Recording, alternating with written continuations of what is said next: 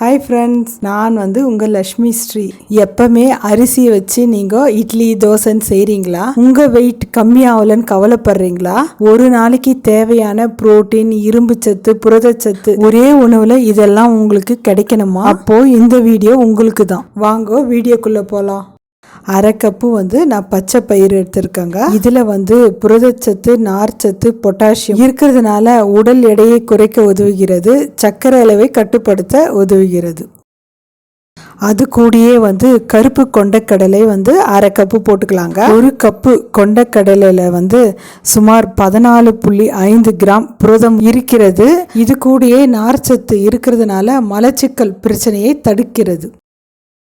அதே கப்பால் அரை கப்பு கருப்பு உளுத்தம்பருப்பு எடுத்துருக்கோங்க. நீங்கள் வேணால் வெள்ளை உளுத்தம்பருப்பு கூட எடுத்துக்கோங்க. இதில் நார்ச்சத்து, இரும்பு சத்து, புரதச்சத்து இருக்கிறதுனால எலும்புகள் வலுப்படுகிறது. அரை கப்பு கொள்ளு போட்டுக்கலாங்க. இதை உணவில் சேர்த்துக்கும் போது நம்மளுக்கு கெட்ட கொழுப்பை கரைக்க உதவுகிறது. அரை கப்பு நம்ம வெள்ளை கொண்டைக்கடலை எடுத்துக்கலாங்க. இதில் புரதச்சத்து, இரும்பு சத்து, மெக்னீஷியம் இருக்கிறதுனால நம்மளுக்கு இரத்த சோகை வராமல் தடுக்குகிறது. எந்த கப்பால் எல்லா பொருளும் அளந்தமோ அதே கப்பால் அரை கப்பு பாசிப்பருப்பு போட்டுக்கலாங்க. நம்ம இதில் ஆன்டி ஆக்சிஜன் மற்றும் வைட்டமின்கள் நிறைய இருக்கிறதுனால நோய் எதிர்ப்பு சக்தி அதிகரிக்கிறது. இதில் நம்ம தண்ணி ஊற்றி 2-3 டைம் நல்லா கழுவி எடுத்துக்கலாங்க. ஏன்னா மண் தூசெல்லாம் இருக்குங்க. பாருங்கள், கழுவி எடுத்துன்னு வந்துட்டேன். இதில் பயிர் முழுகிற அளவுக்கு நம்ம தண்ணி ஊற்றிக்கலாம். இதை ஒரு தட்டு போட்டு மூடி குறைஞ்சபட்சம் நம்ம 8 ஹவர்னா ஊற வச்சு எடுத்துக்கலாங்க. 8 ஹவர் ஆயிடுச்சுங்க. நல்லா நம்மளுக்கு பருப்புங்கள்லாம் நல்லா ஊறி வந்துருக்குது. இந்த தண்ணியை வடிகட்டிட்டு நம்ம மிக்சி ஜாரில் போட்டுக்கலாங்க.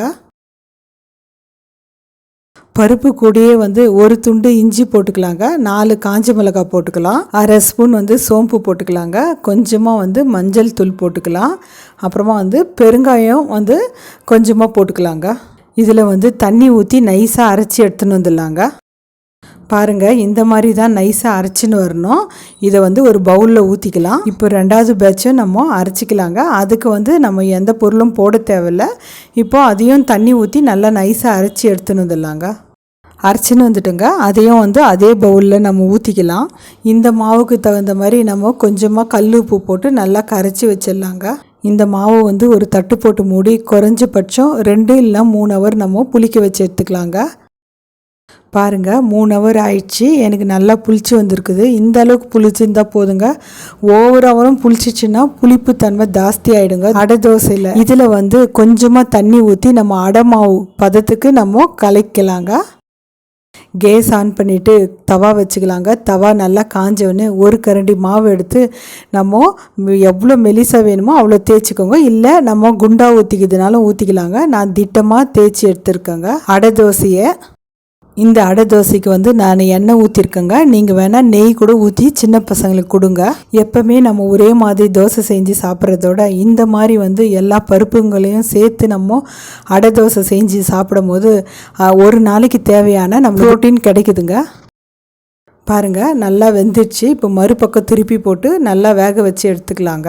இந்த மாதிரி ஹெல்த்தியான பிரேக்ஃபாஸ்ட்டு செய்கிறதுக்கு நம்ம சேனலை ஃபாலோ பண்ணிக்க. பாருங்கள், நல்லா அடை தோசை ரெடி ஆயிடுச்சுங்க. இப்போ நம்ம எடுத்துடலாம்.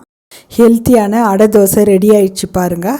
இதுக்கு சட்னி, சாம்பார் எது இருந்தாலும் டேஸ்ட் ரொம்ப நல்லாயிருக்கும். இல்லைனா அப்படியே சாப்பிட்டாலும் டேஸ்ட் நல்லா இருக்குங்க. எப்பவுமே பசங்களுக்கு சுண்டல் வகைங்க செஞ்சு கொடுத்தா சாப்பிட மாட்டாங்க. ஆனால் இந்த மாதிரி அடை தோசையை செஞ்சு கொடுங்க, விரும்பி சாப்பிடுவாங்க.